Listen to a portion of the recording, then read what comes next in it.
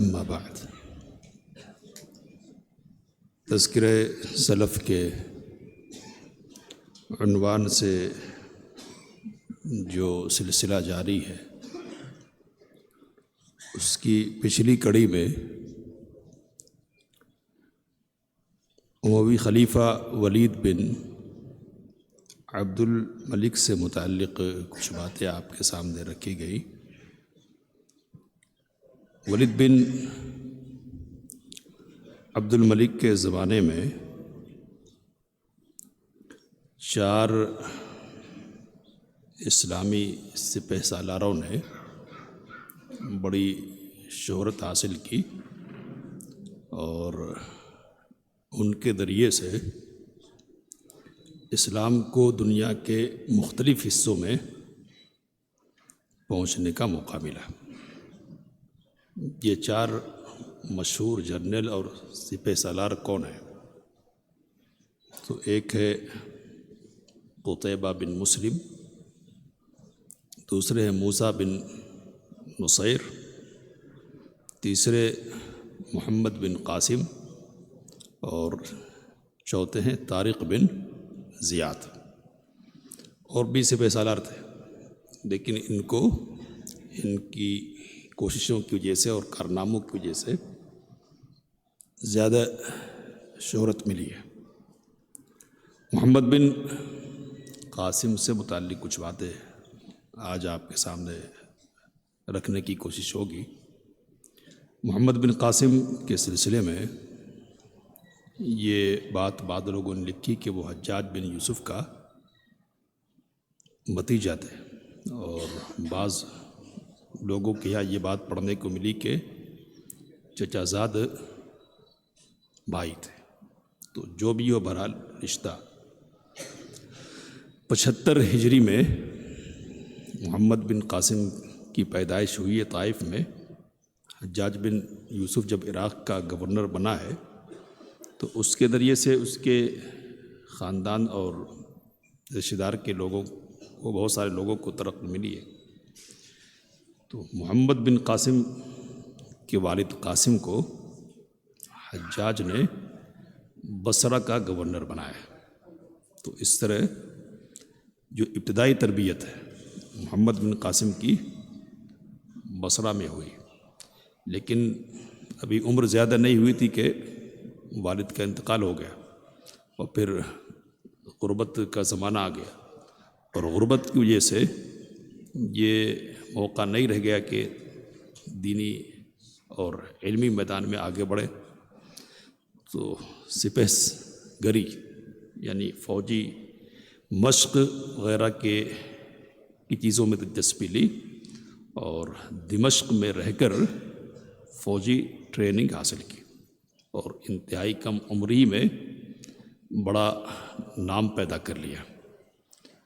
17 سال کی عمر رہی ہوگی یا اس سے کچھ زیادہ وغیرہ، کہ مکران کا علاقہ ہے، یہ ایران کے علاقے میں کردوں نے بغاوت کی۔ تو حجاج بن یوسف نے محمد بن قاسم کو متعین کیا کہ ان کو زیر کیا جائے، راستے پر لایا جائے۔ تو محمد بن قاسم نے ان کو زیر بھی کیا، راستے پر لایا، اور کامیاب انداز میں وہ حکومت کی اور عدل پر مبنی حکومت کی۔ حجاج نے خوش ہو کر اس کو خط لکھا کہ تم جس راستے پر جا رہے ہو یہ بہت خوش کرنے والا راستہ ہے، اور تم نے جو اپنایا ہے راستہ حکومت کا وہ بہت زبردست ہے۔ تو ادھر بھی ایران میں محمد بن قاسم تھا کہ حجاج کے دور میں ایک واقعہ پیش آ گیا سندھ کے علاقے میں، دیبل میں۔ بات کیا تھی؟ تو سری لنکا سے ایک جہاز جا رہا بحری، اس جہاز میں عرب کے ان تاجروں کی بیوائیں ہیں جن کا انتقال ادھر ہو گیا ہے، اور سری لنکا کے حاکم کی طرف سے تحائف ہے، تحفے، اس کے لیے تو اموی خلیفہ ولید بن عبد الملک کے لیے۔ ادھر سے کراچی کا علاقہ ہے وہ، تو ادھر سے جب گزرنا ہو رہا تھا اس جہاز کا، تو دریائی ڈاکوؤں نے، بحری قزاقوں نے دھاوا بولا اور ان جہازوں کو اپنے قبضے میں کر لیا اور عورتوں کو بھی قید کر لیا۔ اس موقع پر ایک خاتون نے پکار لگائی، یا حجاج کی پکار، اور یہ یمبو سے تعلق رکھنے والی خاتون تھی۔ حجاج تک جب یہ بات پہنچی ہے تو اس نے کہا لبیک، میں حاضر ہوں۔ تو اس نے 2 لوگوں کو ایک کے بعد دیگرے بھیجا ہے، ایک کا نام سعید ہے، دوسرے کا نام دبیل ہے۔ دونوں کو ناکامی ہوئی اور دونوں قتل کر دیے گئے، شہید کر دیے گئے۔ اب یہ ایک ناک کا مسئلہ بن گیا اور اسلامی حکومت کے وقار کو محفوظ رکھنے کا مسئلہ بن گیا۔ سندھ کا جو علاقہ ہے نا، یہاں فتوحات کا سلسلہ حضرت عمر رضی اللہ تعالیٰ عنہ کے دور میں ہی شروع ہو گیا تھا، اور اس طرح شروع ہوا تھا کہ جب قادسیہ کی جنگ لڑی جا رہی تھی تو ایرانی حکومت کی مدد کے لیے ادھر سے لوگ پہنچے ہوئے تھے وہاں میدان میں۔ تو اس طرح سے مسلمانوں کے خلاف مقابلے میں آ کر انہوں نے مسلمانوں کو موقع دیا تھا کہ وہ ان کے علاقوں میں چڑھائی کرے۔ تو بہرحال شروعات ہو گئی تھی وہاں سے۔ دوسرا حملہ حضرت علی کے زمانے میں ہوا ہے سندھ پر، اور عثمان رضی اللہ تعالیٰ عنہ کے دور میں بھی یہ سلسلہ رہا، لیکن نمایاں نہیں رہا۔ بہرحال باقاعدہ طور پر اب آغاز ہونے والا ہے سندھ کی فتح کا۔ تو حجاج بن یوسف نے دیکھا کہ 2 لوگ مارے گئے، تو اس نے بڑی تیاری کی اس سلسلے میں۔ بات اب اس سے پہلے کچھ آئی ہے آپ کے سامنے۔ اس نے شام کے 6000 لوگوں کو فوج میں شامل کیا، پوری تیاری کی، اور لکھنے والوں نے لکھا کہ جتنے انتظامات ہو سکتے تھے، چھوٹی بڑی جتنی چیزوں کی ضرورت ہو سکتی تھی نا، ساری چیزیں اس نے فراہم کرنے پر توجہ دی، یہاں تک کہ سوئی اور دھاگا، اس قسم کی ضرورتیں بھی جو چھوٹی چھوٹی ہوتی ہیں نا، وہ ضرورتیں بھی اس نے پوری کی۔ اور یہ بات آپ کے سامنے پہلے رکھی گئی ہے کہ سرکہ کی حفاظت کرنے کے لیے اس نے سرکے کو روئی میں ڈبو کر اس کو خشک کیا اور پھر روانہ کیا، بھیجا، تاکہ سالن کے لیے یہ کام آئے، اور اس کو بھگو کر بعد میں سرکے میں تبدیل کیا جائے۔ تو یہ سارے اہتمامات ہوئے، اور پھر محمد بن قاسم یہاں سندھ کی طرف آئے۔ تو ابتدائی طور پہ لڑائیاں ہوئی ہے، اور منجنیق کا استعمال ہوا، جو اس زمانے کا یہ کہنا چاہیے کہ توپ تھا، اور جس کے سلسلے میں لکھا ہے علی محمد الصلابی نے کہ 500 لوگ اس کو چلانے کے لیے 500 لوگوں کی ضرورت پڑتی تھی۔ تو پہلے خندق کھودی اس نے اپنے لشکر سامنے، اور سامنے قلعہ پر منجنیق سے حملہ شروع کیا۔ تو کچھ ہی دنوں میں قلعہ فتح ہوا، اور محمد بن قاسم آگے بڑھتا گیا، اور قریب تھا کہ قنوج کا جو علاقہ ہے، اور اس وقت قنوج کی جو حکومت تھی وہ شمالی ہند میں، یعنی نارتھ انڈیا میں ایک بڑی حکومت تھی۔ تو ادھر کا بھی رخ تھا، لیکن تاریخ کا رخ بدل گیا۔ اب وہ کیسے بدلا، ادھر ہم آئیں گے انشاءاللہ۔ لیکن بہرحال 3 سال یا 4 سال کی محنت رہی ہے محمد بن قاسم کی۔ 3 سال گزارے سندھ میں اس نے، اور یا 4 سال گزارے، ان 3 سالوں میں یا 4 سالوں میں اس نے سندھ کا نقشہ بدل دیا، اور آگے کے لیے فتوحات کا دروازہ کھول دیا۔ اس لیے سندھ کو کہتے ہیں کہ باب الہند ہے یہ، یعنی اسلام کے داخل ہونے کے لیے دروازہ ہے یہ۔ تو یہ دروازہ مکمل طور پر مستحکم انداز میں اگر کسی نے کھولا ہے تو وہ کون ہے؟ محمد بن قاسم۔ محمد بن قاسم کے اندر انتظامی صلاحیت، قائدانہ صلاحیت، لشکری صلاحیت، یہ ساری چیزیں تھیں زبردست انداز میں، لیکن اس کے ساتھ ساتھ وہ بڑا رعایا پرور تھا، انصاف پسند تھا، اور لوگوں کے ساتھ رحم دلی کا معاملہ کرنے والا تھا۔ تو اس لیے اس نے فرمان یہ جاری کیا کہ جو لوگ لڑنے کے لیے ہمارے مقابلے میں نہیں آئیں گے نا، ان سے کسی قسم کی چھیڑخانی نہیں کرنی ہے۔ اور جن لوگوں نے بھی ہتھیار ڈال دیا اور امن کی پیشکش کی، اس کے ساتھ اس نے سلوک کر لی، یہاں تک کہ یہ بات لکھی گئی سیرت میں کہ یہ جو خواتین قید کر لی گئی تھی نا، تو جس قید خانے میں یہ خواتین تھی، اور یہاں ایک بات یہ ذکر کرنے کی بات لوگوں نے اشارہ کیا کہ حملہ کرنے کی وجہ کیا ہے، تو حملہ کرنے کی وجہ یہ ہے کہ حجاج نے یہاں کے راجہ داہر کو خط لکھا کہ اس طرح کی صورتحال پیش آئی ہے، تمہیں اس سلسلے میں قدم اٹھانا چاہیے، اقدام کرنا چاہیے، اور جو قید کر لیے گئے لوگ، جو خواتین ہیں، ان کو چھڑانا چاہیے۔ تو اس نے کہا کہ یہ قزاقوں کا مسئلہ ہے، ہمارا کوئی مسئلہ نہیں، لیکن سچی بات یہ تھی کہ پیچھے سے اس کی پشت پناہی ان کو حاصل تھی. اس کی دلیل کے طور پر لوگوں نے یہ بات لکھی ہے کہ یہ خواتین کہاں ہیں؟ تو سرکاری قید خانے میں ہیں. تو پتہ چلا کہ ان کے بس میں تھا معاملہ، لیکن بہرحال اس نے ٹالنے کی اور معاملے کو اہمیت نہیں دینے کا رویہ اپنایا. تو اس بنیاد پر ٹھانا گیا کہ نہیں اس کے خلاف فیصلہ کن کارروائی کرنی ہے. بہرحال وہ لڑا اور مارا گیا، اور یہاں جو جس قید خانے میں عورتیں ہیں نا، تو وہاں کا جو نگراں ہے، سپروائزر، تو اس کے سلسلے میں رپورٹ یہ دی گئی کہ اس نے ہمارے ساتھ اچھا سلوک کیا ہے اور بہتر انداز میں برتاؤ رکھا ہمارے ساتھ. تو محمد بن قاسم نے اس کے ساتھ اچھا سلوک کیا، یعنی احسان کے بدلے احسان کا معاملہ کیا، اور اس حد تک احسان کا معاملہ کیا کہ وہ مسلمان ہو گیا، اسلام اس نے قبول کر لیا. تو پھر آگے کی کارروائیوں میں اس نے ساتھ دیا باقاعدہ، اور ترجمان کا کام کیا ہے. تو محمد بن قاسم نے 3 سال یا 4 سال یہاں گزارے ہیں، اور ان 3 سالوں میں اسلام کو پھیلانے کی بڑی کوششیں اس کی طرف سے ہوئی. جس شہر میں گیا ہے وہ اس شہر میں اس نے پہلے مسجد تعمیر کی، مسجد، اور پھر دعات اور مبلغین کی تقرریہ کی، ان کو بھیجا ہے کہ اسلام کی تبلیغ کرے، وہ پھیلائیں.